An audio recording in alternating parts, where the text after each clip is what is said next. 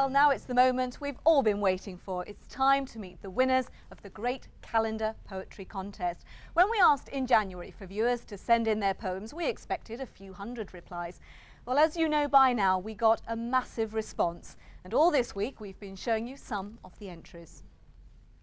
Poetry in motion, all that I adore.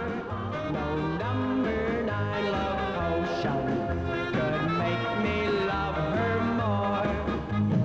Oh, oh, whoa, whoa, whoa, whoa, whoa. Oh, whoa, whoa, whoa, whoa, whoa. Oh, whoa, whoa, whoa, whoa, whoa. Well, the man who had to judge this veritable mountain of verses was David Morley, who's a writer, a publisher and the literature officer for Kirklees Council. He's the man you saw a couple of minutes ago groaning under the weight of your poems. And here he is today, still recovering from the mammoth task. Was it a mammoth task? Are you still recovering? I'm still recovering. It was like being assaulted by a photocopier. But fortunately, the stuff that was on the copies was good work. I actually enjoyed it. It was honest work, it was clear, and I think the winner's a cracker. How, as poetry, how does it actually stand up? I think it stands up extremely well. I mean, I read thousands of manuscripts every year by people who are poets, and some of them are extremely good. I would have thought of most of this.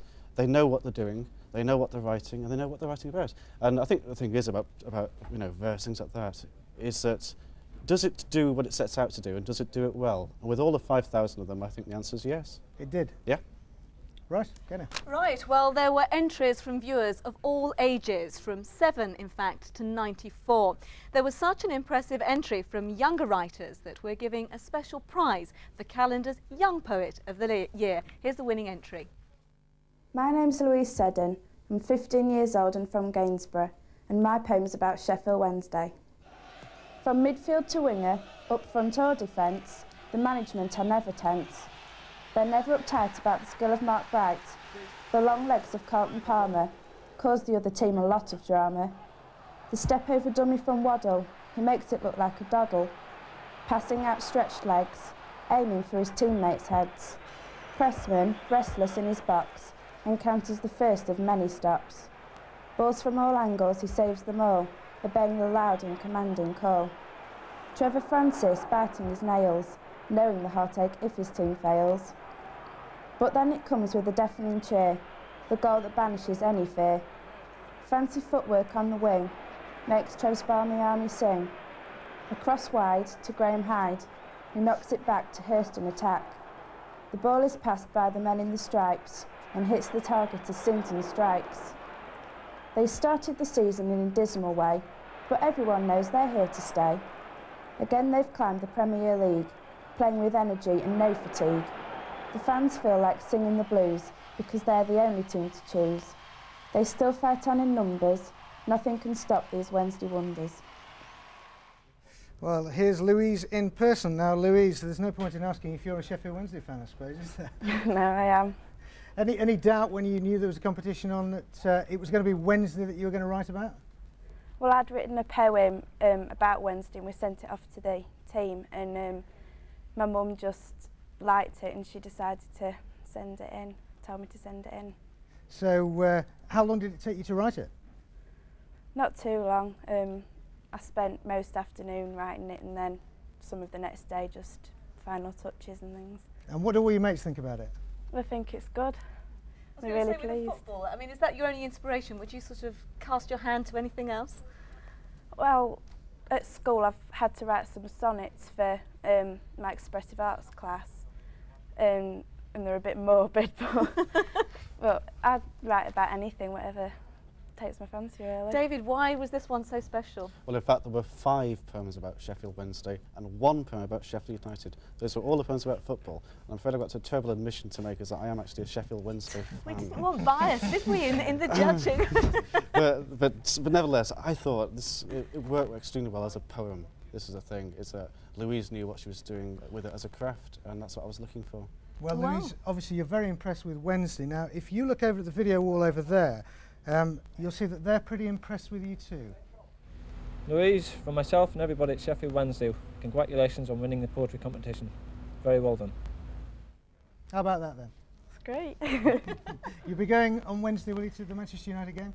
I don't think we've got tickets for it, but I'll be watching it. You can watch it live on ITV. We've got it on Yorkshire television. Go ahead. Right. Well, now time for the big one. The winner our judge picked from the thousands of entries. The winner is Dorothy Whalley from Pickering in North Yorkshire. Here she comes. Well done. Well done. Congratulations. Thank you. Well done, Dorothy. Congratulations, Dorothy. You must be delighted. I was delighted and astonished. Totally surprised? Very, very surprised, yes. So what was your poem all about? Well, it's called Pennine Tunnel, but it's not actually about the tunnel itself. It's about the scenery either side of the tunnel on a winter's day when there'd been snowfall. And on the Yorkshire side, it was a light snowfall, and everything looked very messy, like it does often in light snow. And then coming out of the tunnel into Lancashire, it was thick snow and very, very beautiful. Right, now I think we can actually give a little taster of that poem now.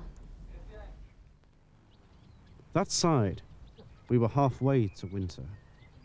Trees grizzled, hills streaked white and green, dark water running free between the snow-daggled reeds, sheep able to take a philosophic bite of not quite frozen fields.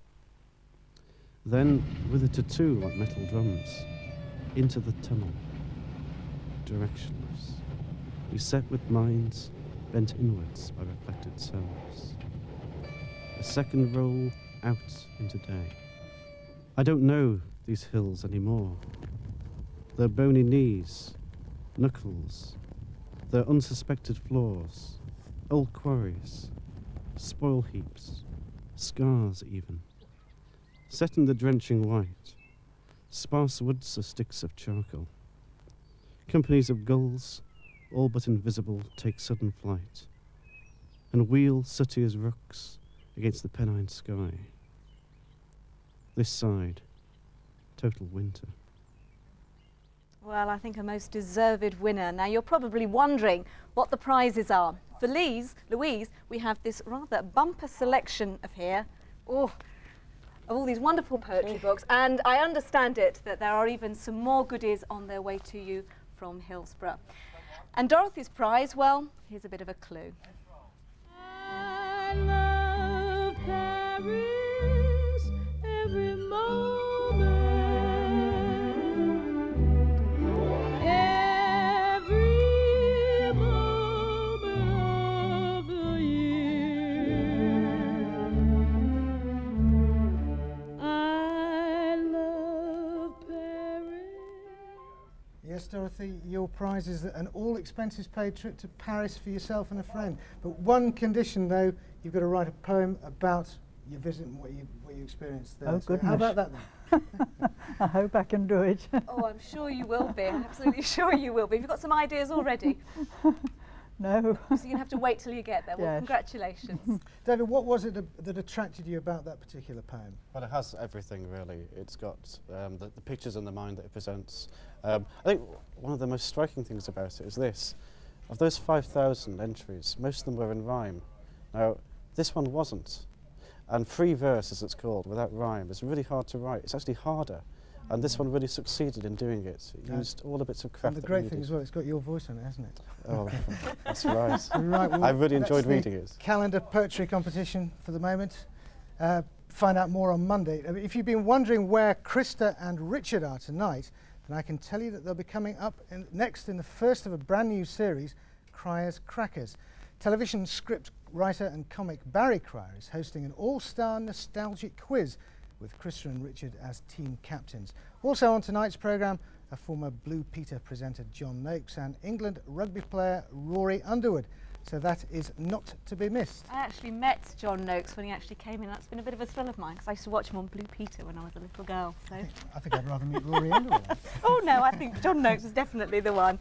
Anyway, congratulations from all our winners. Have a very good weekend. We'll see you on Monday. See you on Monday. Good night.